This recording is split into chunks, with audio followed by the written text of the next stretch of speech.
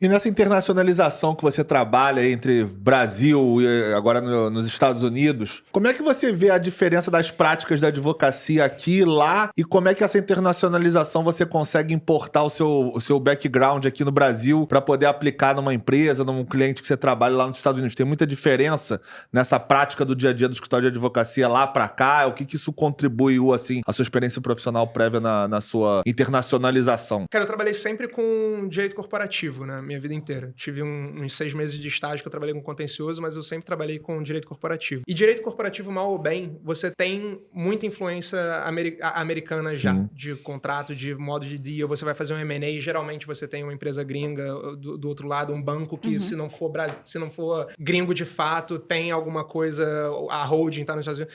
Então, a minha prática corporativa foi em escritório grande daqui que já tinha uma certa internacionalização, então já bebia um pouco dessa fonte. Por isso que uma galera de escritório grande pega Matos Filho, Machado Meia, Pinheiro Neto, muita gente vai pra fora fazer um LLM e acaba voltando, e você se enriquece com isso, né? Hoje em dia, os meus clientes, a maioria é latino-americana. Então, é bom eu ter a minha base de direito civil, né, e a minha base de direito brasileiro para conseguir traduzir certos institutos. Então, eu como startup, cara, qual é a diferença do mútuo conversível para uma convertible notes? O que é um SAFE? Que hoje em dia saiu ano passado uma lei que implementou o SAFE brasileiro. Cara, sinceramente, legal, acho legal esse movimento, mas o que vale, na verdade, é o que as pessoas usam, né? O SAFE vale a pena porque as pessoas usam o SAFE. Se você, não é por lei, pode ser qualquer coisa, tudo no privado. E nos Estados Unidos tem muito isso, né? Eu tive um closing ontem, e aí os caras estavam com muita dificuldade, eram todos argentinos, de assinar só uma página de assinatura por DocuSign, né, assinatura eletrônica, e depois a gente juntar com as páginas do contrato, que isso lá fora já está sendo feito há milhões de anos. Então aquele closing, que eu acho que todo mundo aqui é mais ou menos da mesma geração, assim, pô, acabou o dia, todo mundo pra sala de reunião, pilha de papel,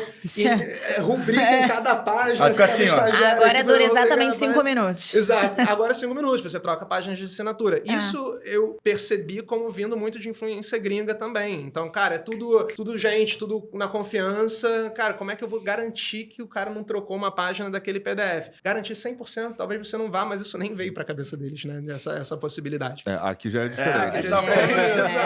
Aqui se tu não olhar direito, o advogado do outro lado fala que não mexeu, tem um método de cláusula lá. Eu acho que é importante frisar isso, que assim, tem as diferenças, eu acho muito importante todo mundo assistir esse episódio pensando nisso. As diferenças culturais entre Brasil e Estados Unidos são muito grandes. Muito. Quando o Felipe tá falando sobre isso, que você assina uma página, mas na verdade você não está assinando com todo o documento ali, isso tem uma relação com a sociedade da confiança muito grande. Total. Você vai nos Estados Unidos, quando a conta chega, você dá o seu cartão, o cara vai lá pra dentro, faz sabe-se lá o quê com o seu cartão e te devolve. Aqui no Brasil, você passa o cartão na maquininha, o cara tá botando assim, olha, o valor é esse, tá? Vai passar a senha, o cara sai de perto. Sim. Então, parecem coisas simples e a gente sempre tem que associar cultura e direito, porque as coisas não são dissociadas, mas é exatamente isso. Esse tipo de coisa existe lá e vai demorar um pouquinho a chegar aqui, porque são estruturas sociais muito distintas. Totalmente. Eu acho interessante você falar isso também, acho, porque eu acho que a questão é exatamente essa. O advogado lá, ele é diferente do advogado aqui. É um mestrado, né, pra todo mundo, mestrado / doutorado, alguma coisa, um graduate program, diferente pra todo mundo. O cara ganha mais. E eles veem a constituição deles como meio que o deus do país, né? Então, o advogado, mal ou bem, acaba sendo um pouco esse link e ganha esse status também. Então, lá, quando você fala que é advogado, é muito diferente quando você fala que é advogado aqui. Então, tem essa questão mesmo, e quando você, falando de escritório grande do label, pra gente pode ser besteira, mas esse label, na verdade, lá quer dizer muita coisa. Então, os escritórios têm 200 anos de existência, sabe? O escritório o Sidley Austin, por exemplo, o Rockefeller era cliente do escritório, sabe? Então, é meio que eles têm uma presença diferente. Às vezes é bullshit, obviamente, mas também todo mundo tem um pouquinho de bullshit. Exatamente. Todo mundo tem um pouco de bullshit. E aí,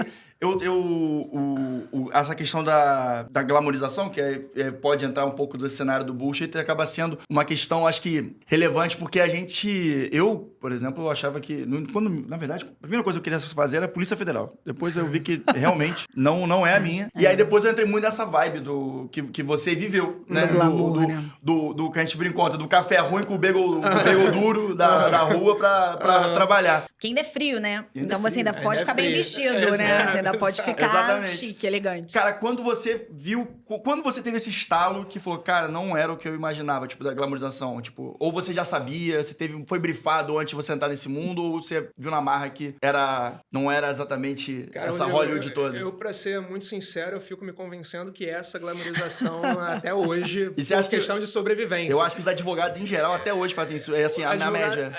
Ainda fazem isso. É. Por isso a pedância que você vê em tudo quanto é lugar, pessoal. Mas eu tento tomar cuidado pra perceber que, cara, essa fantasia é minha e ninguém me tira, mas eu sei que, tipo, eu acho que no estágio brasileiro eu já tinha percebido que eu tava, cara, eu tô aqui 3 horas da manhã, revisando documento chato, com a gravata apertando o meu pescoço só pra ficar bonitinho andando pelo centro da cidade. Aí eu percebi, porra, então não é exatamente isso. Os anos foram passando, eu fui vendo que aquilo tava se repetindo. Bom, então vou ter que achar outras coisas pra me satisfazer aqui, outras coisas pra extrair. Outros elementos que eu vou curtir dentro disso tudo. Mas eu, sinceramente, nos meus anos de Nova York, sempre que eu tava saindo do metrô e vi o meu prédio chegando, eu sempre, tocava musiquinha. Tocava Living the Sinatra, dream, living the exato, dream, né? tocava a Alicia Keys aqui no fundo. parceira vai, né? Em segredo. Não, mas é porque como os Estados Unidos têm uma interferência muito grande na forma como a gente vê o mundo e a nossa Total. atividade por uma questão de cinema, né? Os Estados Unidos produziu cinema. Isso. Então, a nossa associação de atividade laboral, ela Sim. tem total conexão, assim, com Nova York, inclusive, que é uma das cidades que estão mais presentes em todos os filmes. Então, assim, eu entendo um pouco isso. E eu também acho que você falou um pouco da arte no início. E, enfim, a gente poderia até tentar explorar isso. Mas você manter dentro da sua cabeça uma ideia do lúdico, desse É muito movimento. interessante. E é importante, Rodrigo, porque se você não envolver paixão e uma certa questão que é muito pessoal, de glamorizar de alguma forma o seu dia a dia, cara, você não aguenta trabalhar, principalmente como advogado, gente. Sim. Porque o trabalho do advogado, ele é estafante. Sim. Não tem outra. Principalmente do advogado... Principalmente não, mas também do advogado corporativo. Você vive pra analisar documento, negociar com seu cliente, negociar com a outra parte. Você tá sempre pressionado, porque são negociações, a depender do como você trabalha, com valores muito altos. Então tá todo mundo assim... Cara, se você não mantiver, de alguma forma, dentro da sua cabeça, uma visão do mundo muito maior do que a sua simples atividade ali, tipo, você sair do metrô e acha que você tá com uma roupa bonita, entrando num prédio maneiro, e falando em inglês, e olhando ali tudo que você viu no filme, cara, eu acho que você não aguenta, não. É isso, Né? é isso.